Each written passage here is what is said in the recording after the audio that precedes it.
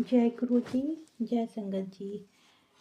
आज नवरात्र का तीसरा दिन है और मैं शिव महापुराण का 5वां अध्याय पढ़ रही हूँ, स्टार्ट कर रही हूँ। संगत जी, गुरु जी के महामंत्र से स्टार्ट कर रही हूँ। ओम नमः शिवाय। शिव जी सदा सहाय। ओम नमः शिवाय। गुरु जी सदा सहाय।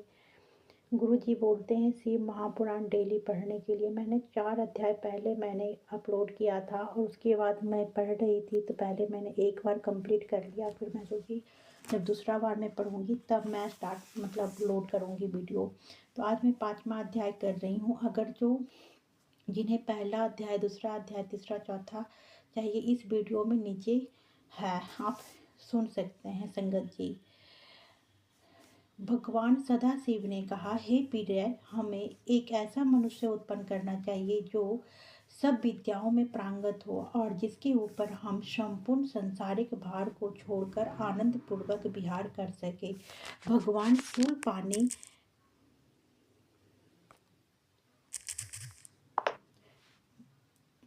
शूल पानी के मुख से निकले हुए इन शब्दों को सुनकर भगवती जगदम्बा जी ने अपने भाई को देखा तो उनकी इच्छा से तुरंत ही एक मनुष्य की उत्पत्ति हुई। वह मनुष्य अत्यंत कालावान, बुद्धिमान तथा शालीवान था। उसका संपूर्ण शरीर श्याम वर्ण चंद्रमा जैसा था। वह अपने भाल पर त्रिपुंड धारण किए हुए था। वह पित्त वस्त्र धारण किए हुए था। उसका प्रत्येक अंग सुडौल एवं परम सुंदर था।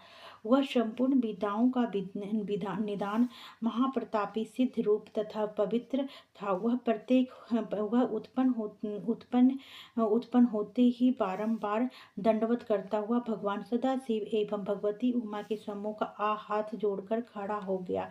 उस सुंदर मनुष्य को देखकर उमा सहित उमापति शिव जी अत्यंत प्रसन्नता को प्राप्त हुए। वह भी इन दोनों को देखकर बहुत हर्षित हुए। तदुपरांत उसने हाथ जोड़कर इन दोनों की स्तुति तथा प्रशंसा करते हुए प्रार्थना की, हे पिता एवं हे मातेश्वरी, आप मेरा नाम रखकर मेरे योग्य जो कार्य हो उसे बताइएगा। यह सुनकर श्री शिव जी बोले, तुम्हारा नाम विष्णु होगा। संपूर्ण सृष्टि में तुम्हारे समान तेजस्वी तथा प्रतापी अन्य कोई भी प्राणी प्रकट न होगा।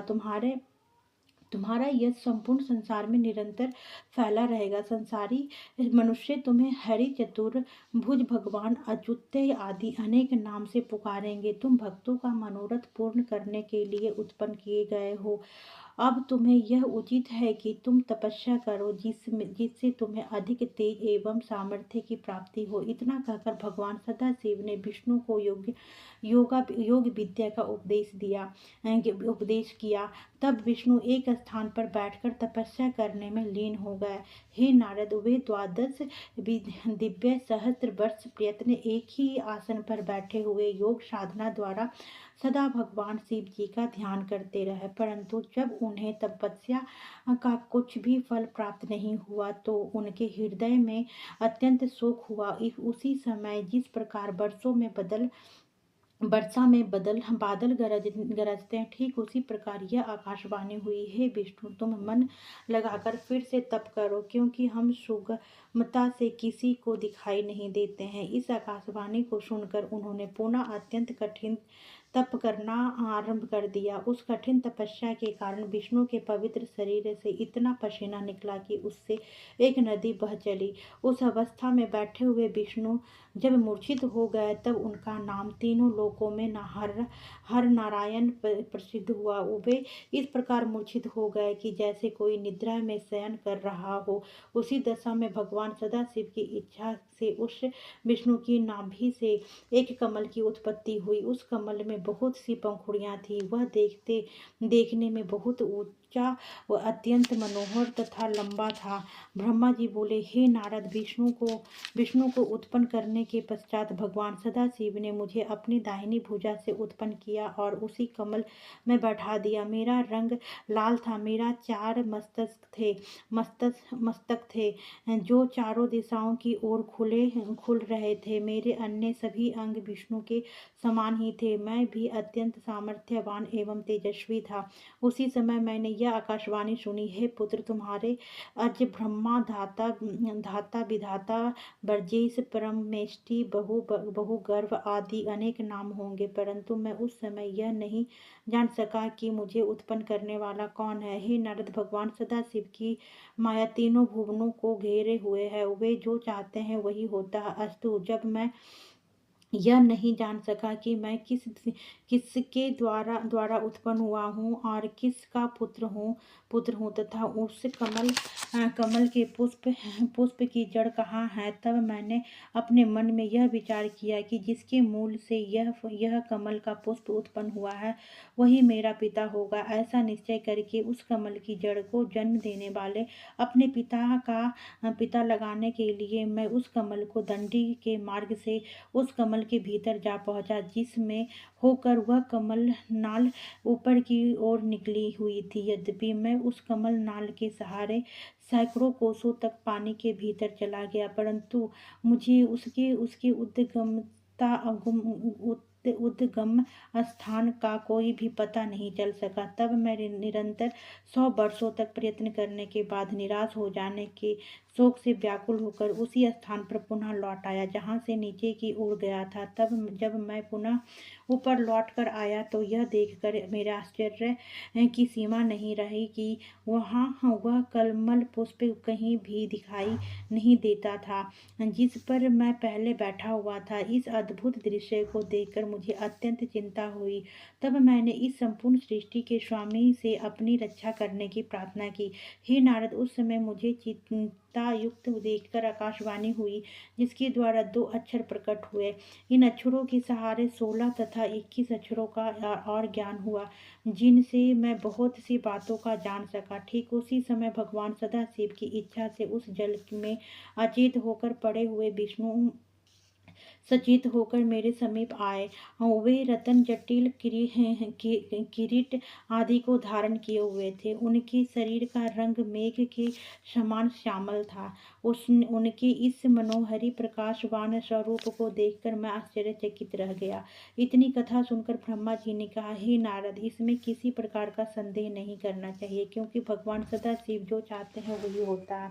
अस्तु, मैंने विष्णु के उस स्वरूप को देखकर पूछा, आप कौन हैं? विष्णु ने उत्तर दिया, हे ब्राह्मण, हम ब्रह्मा अलख निरंजन हरि भूभूति निर्विकार अचिंत्य तथा सता चित्त आनंद स्वरूप हैं। हम तुम्हारे पिता हैं और हमारे ही नाभि कमल तुम द्वारा तुम्हारी उत्पत्ति हुई है। अब तुम निर्भय हो जाओ, क्योंकि हम तुम्हारे रक्षक हैं। हमारे ऊपर हमारे समान अथवा हमसे उत्तम अन्य कोई नहीं है। हम ही सबके स्वामी हैं। हे नारद, विष्णु जी ने यह बात अज्ञान अवस्था में ही कही थी कि हम ही उत्तम हैं और हम ब्रह्मा हैं, क्योंकि वे उस समय शिव जी की माया से अचेत थे। भला इस संसार में ऐसा कौन है जिसे भगवान सदाशिव की माया भुलावे में नहीं डाल देती। हे नारद, विष्णु के मुख से यह वचन सुनकर मुझे अत्यंत क्रोध आया। तब मैंने उनसे कहा, हे विष्णु, तुम ऐसी असत्य बात मत कहो और केवल्य भाव का निश्चय रखो। यदि तुम हमें अत्यंत उत्पन्न करने वाले होते हो तो वेद हमें ब्रह्मा, पितामह, विधाता, परमेष्टि आदि नामों से नहीं पुकारते। हम स्वयं ही तीनों गुणों को धारण करके संपूर्ण सृष्टि को उत्पन्न करने वाले हैं। अतः तुम्हें हमारे प्रति ऐसे शब्द नहीं कहने चाहिए। मेरी बात सुनकर विष्णु बोले, हे ब्रह्मा, तुम्हें ऐसी अज्ञान में पड़ना उचित नहीं है। इस सृष्टि को उत्पन्न करने वाले तुम नहीं हो, बल्कि हम हैं। हम ही सब जीवों को उत्पन्न करके उनका पालन करते हैं और प्रलय काल में